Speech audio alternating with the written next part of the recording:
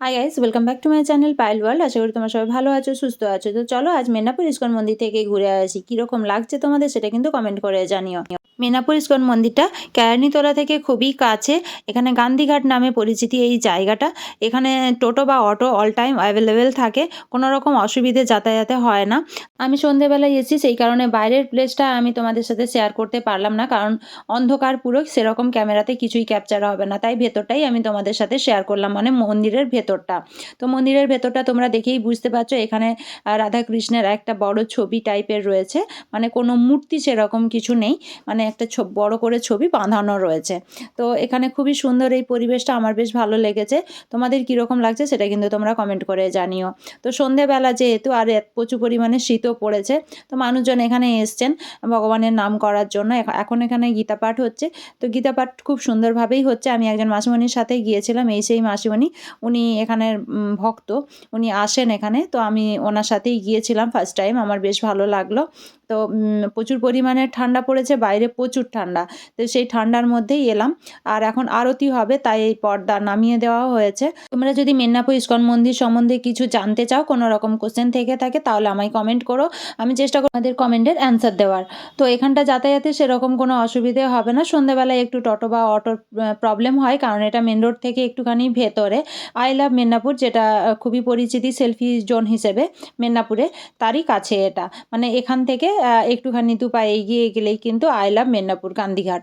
এই গান্ধীঘাট নামটা খুবই পরিচিতি মেদিনীপুরের মধ্যে, আর এখানে প্রচুর মানুষের যাতায়াত হয়, তাই কোনো অসুবিধে নেই। সবাই খুব মেদিনীপুরটা ভালোভাবেই চেনে। তো মেদিনীপুরের এই ইস্কন, ছোট্ট একটা ইস্কন মন্দির, তো খুবই ভালো লাগার একটা প্লেস। যারা ভগবানের নাম করতে চান তারা কিন্তু আসতেই পারো, তাদের কিন্তু বেশ ভালো লাগবে।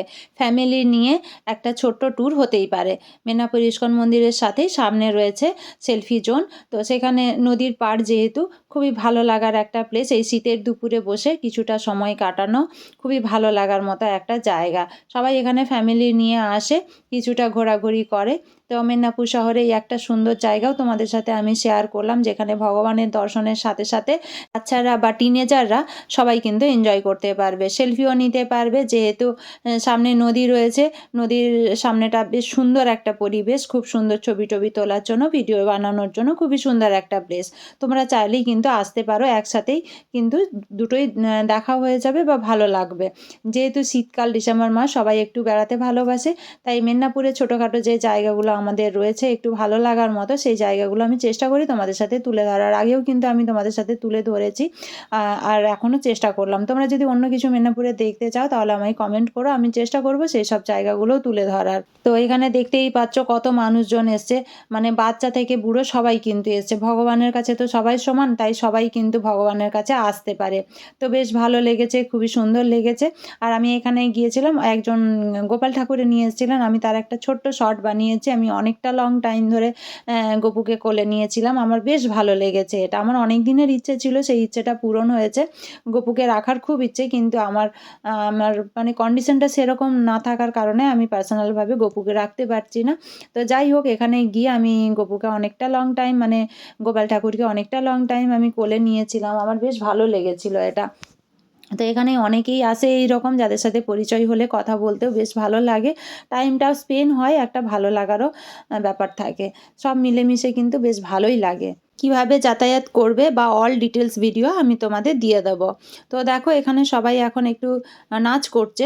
তো এরকম খুবই সুন্দর একটা পরিবেশ তৈরি হয়। এখন আরতি হচ্ছে, আরতিটা লং টাইম হয়েছে, আর আমার খুব ভালো লেগেছে। আমিও যেহেতু এখানে গেলাম, আর এই সমস্ত কিছুটা বেশ ভালো লেগেছে। কিন্তু আমি সন্ধেবেলায় গিয়েছিলাম, যার কারণে আমি বাইরের মানে প্রকৃতিটা তুলে ধরতে পারিনি, কারণ পুরোটাই অন্ধকার ছিল, সেভাবে কিছুই দেখা যেত না।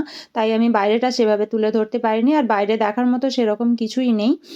এই মন্দিরের ভেতরেই যেটুকু রয়েছে, এখানে অনেক বাচ্চারা গিয়েছিল, খুবই ভালো লেগেছে, খুবই সুন্দর একটা পরিবেশ। এখানে রেগুলারই যাওয়া যায়, বিশেষ করে রবিবার প্রচুর পরিমাণে ভিড় হয়, প্রচুর মানুষজনে যাতায়াত করেন। তো বেশ সুন্দর একটা পরিবেশ তৈরি হয়, আর ভগবানের নাম কীর্তনের সাথে এখানটা মানে একটা অন্যরকম পরিবেশ তৈরি হয়।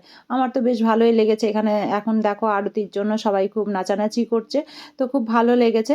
তো তোমরা চাইলে যেতে পারো। তোমাদের কীরকম লাগলো সেটা কমেন্ট করে জানিও। যদি তোমাদের ভালো লাগে তাহলে প্লিজ চ্যানেলটাকে সাবস্ক্রাইব করে দিও। লাইক কমেন্ট শেয়ার সাবস্ক্রাইব করে চ্যানেলটিকে এগিয়ে যেতে সাহায্য করো। তো দেখো আমি এখানেই ভিডিওটা আজকে এন্ড করব, কারণ এর থেকে বেশি আর কিছু দেখানোর নেই। তোমাদেরও হয়তো ভালো লাগবে কিনা আমি বুঝতে পারছি না, অনেকটা লং টাইম ধরেই আমি ভিডিওটা তোমাদের সাথে শেয়ার করলাম। ওখানে খুব সুন্দর গান হচ্ছিল, কিন্তু সেটা তো আমি শেয়ার করতে তোমাদের সাথে পারলাম না। তো যাই হোক, পুরো ভিডিওটা তোমাদের কীরকম লাগলো সেটা তোমরা জানিও।